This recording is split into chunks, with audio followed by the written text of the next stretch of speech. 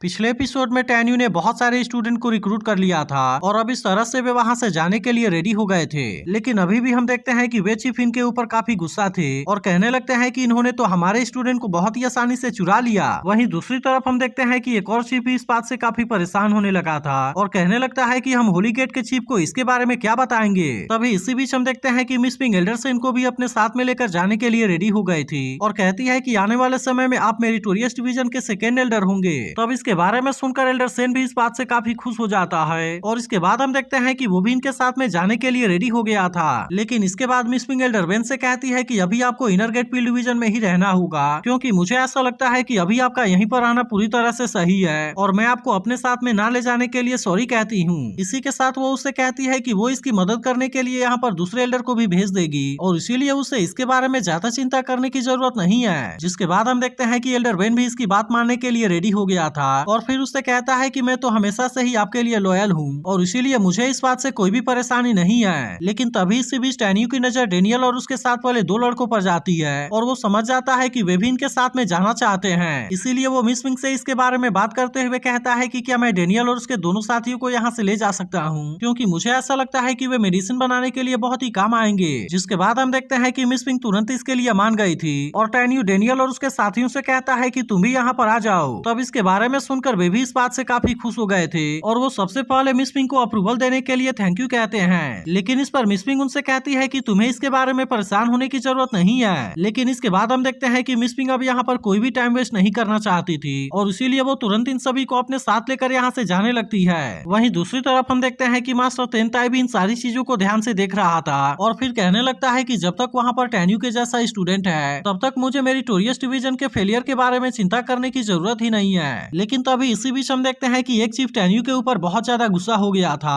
और फिर वो कहने लगता है कि इस टैन्यू ने तो मेरा दिमाग खराब कर दिया और आज तो उसने सबके सामने हमारी बेइज्जती भी कर दी। अब इसके वजह से हम देखते हैं कि वो गुस्से में अपने पावर को भी रिलीज करने लगता है। तब इसे देख मास्टर तेनताई कहने लगता है कि टैन्यू ने इनके बारे में जो कहा था वह तो पूरी तरह से सही है, लेकिन इसके बाद भी मुझे ऐसा लगता है कि इनको मारने से कोई भी फायदा नहीं होगा, इसीलिए मुझे अभी इनको जिंदा छोड़ देना चाहिए और मैं सही समय आने पर इनको खत्म कर दूंगा। वहीं दूसरी तरफ हम देखते हैं कि मिस पिंग सभी को अपने साथ लेकर होली गेट में आ गई थी, जहाँ के खूबसूरती को देख वे सभी पूरी तरह से हैरान होने लगते हैं और डेनियल कहने लगता है कि क्या यही होली गेट है। इसके बाद वो कहने लगता है कि वैसे तो मेरे पास में कोई खास क्वालिफिकेशन नहीं है, लेकिन इसके बाद भी मैं होली गेट में आ गया। जिसके बाद हम देखते हैं कि इसके साथ वाले दोनों लड़के भी इस बात से हैरान होने लगे थे और कहने लगते हैं कि यहाँ पर तो बहुत ज्यादा स्पिरिचुअल पावर है। अब इस तरह से हम देखते हैं कि वे यहाँ पर आकर काफी एक्साइटेड हो गए थे और कहने लगते हैं कि हम तो यहाँ पर और भी हाई क्वालिटी वाले मेडिसिन को बनाएंगे। वहीं दूसरी तरफ हम देखते हैं कि बाकी लड़के भी यहाँ के नजारे को देख हैरान होने लगते हैं और इनमें से एक लड़का कहने लगता है कि मैं तो ताकतवर जरूर बनूंगा, क्योंकि इस जगह में तो बहुत सारी स्पिरिचुअल पावर है। तभी इसी वक्त मिस पिंग भी इनको यहाँ के बारे में बताने लगती है और कहने लगती है कि इस जगह का नाम आइस क्लाउड फेरी वैली है और इसी के साथ वो इनसे कहती है कि अब तुम यहीं पर प्रैक्टिस करोगे।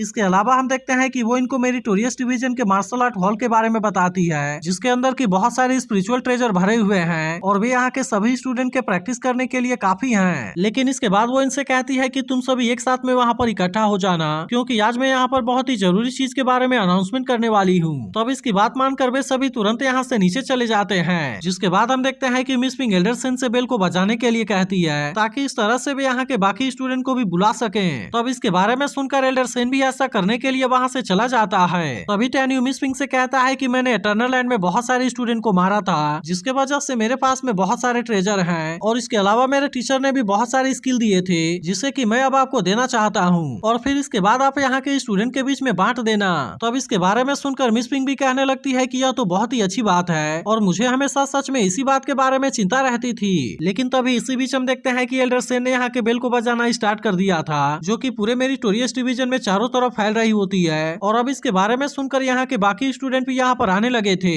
तभी ये सभी आपस में बात करने लगते हैं कि यहाँ पर तो बहुत सारे स्पिरिचुअल ट्रेजर हैं और इसीलिए ऐसा लगता है कि इसके मदद से हमारी कल्टीवेशन स्पीड काफी बढ़ जाएगी। तभी इसी बीच हम देखते हैं कि मेंगाई भी अपने दोस्तों के साथ में आकर एल्डरसन को ग्रीट करती है, जिस पर एल्डरसन उससे कहता है कि तुम्हें इतना फॉर्मल होने की जरूरत नहीं है। तभी इसी बीच हम देखते हैं कि डेनियल भी मेंगाई को देख काफी एक्साइटेड हो जाता है और फिर उसे बताने लगता है कि अब हम भी यहाँ पर आ गए हैं। लेकिन अभी तक भी जियान को टैन्यू यहाँ पर नजर नहीं आया था, इसीलिए वो मेंगाई से पूछने लगती है कि आखिरकार वो कहाँ पर है। तब इस पर मेंगाई उससे कहती है कि तुम उसके बारे में चिंता ना करो, क्योंकि हो सकता है कि शायद वो किसी चीज के बारे बारे में कुछ कर रहा हो। तभी इसी वक्त हम देखते हैं कि सियाना भी जियान के पास में आकर खड़ी हो जाती है, जिसे देख जियान कहने लगती है कि यह आदमी मुझसे दूर क्यों नहीं रहता। इसके बाद सियाना कहने लगती है कि टेन्यू के जर्नी की वजह से मेरिटोरियस डिवीजन को बहुत सारा फायदा हुआ है। तभी इसी बीच हम देखते हैं कि लुओ और बाकी लोग भी यहाँ पर आ गए थे और अब इसके कुछ देर के बाद टेन्यू भी आकर एल्डर सेन के सामने खड़ा हो जाता है। तब इस पर एल्डर सेन भी उसकी तारीफ करते हुए कहता है कि तुमने बहुत अच्छा काम किया।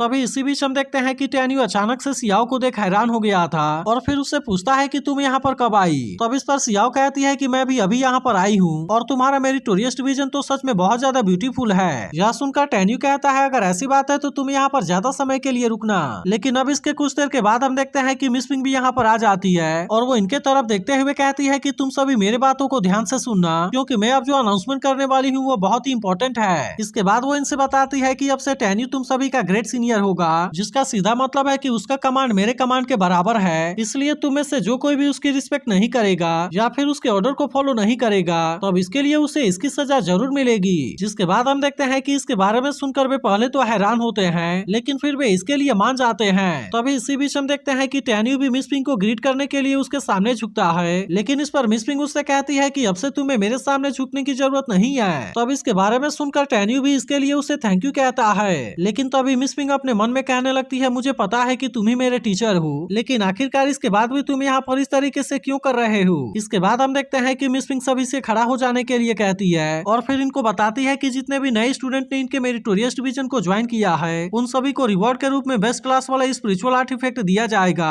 जिसके बाद हम देखते हैं कि इसके बारे में सुनकर वे सभी इस बात से काफी खुश हो जाते हैं और कहने लगते हैं कि मेरिटोरियस डिवीजन को ज्वाइन करने का हमारा चॉइस तो सच में बहुत ही अच्छा है। तभी मिस पिंग इनसे कहती है कि 7 दिनों तक चलने वाले 10 डिवीजन कंपटीशन को फेस करने के लिए मैं भी अपने तरफ से तुम्हारी मदद करने के लिए पूरी कोशिश करूंगी और इसीलिए मैंने डिसाइड किया है कि सभी पगोड़ा का गेट ओपन रहेगा, क्योंकि मैं चाहती हूँ कि इस तरह से हर कोई अपने कल्टीवेशन के ऊपर ध्यान दे, ताकि इस तरह से 2 साल में फिटर सोल रिल्म वाले सोल रिफाइन रिल्म में एंटर कर जाएं। लेकिन इनको ऐसा करने से पहले इनको अपने रिल्म के ऊपर बहुत ही अच्छे से फोकस करना होगा और इसीलिए मैंने डिसाइड किया है कि तब तक सभी स्किल के ट्रेनिंग को रोक दिया जाएगा। लेकिन उसके बाद तुम जैसे ही सोल रिफाइन रिल्म में पहुंच जाओगे तब उसके बाद मैं तुम्हें प्रैक्टिस करने के लिए नई स्किल दूंगी, जो कि असल में बाकी सभी 9 डिवीजन से बहुत ही अच्छे हैं। तब इसके बारे में सुनकर वे भी इसके लिए पूरी तरह से एक्साइटेड हो गए थे और कहने लगते हैं कि मेरिटोरियस डिवीजन तो सच में कमाल का है। वहीं दूसरी तरफ हम देखते हैं कि टेन्यू भी किसी तरह से मेरिटोरियस डिवीजन को सबसे पावरफुल बनाना चाहता था और इसीलिए वो कहता है कि आने वाले समय में कोई भी हमारा मुकाबला नहीं कर पाएगा। तो अगर एक्सप्लेनेशन अच्छी लगी हो तो वीडियो को लाइक और इस पर एक कमेंट जरूर कर देना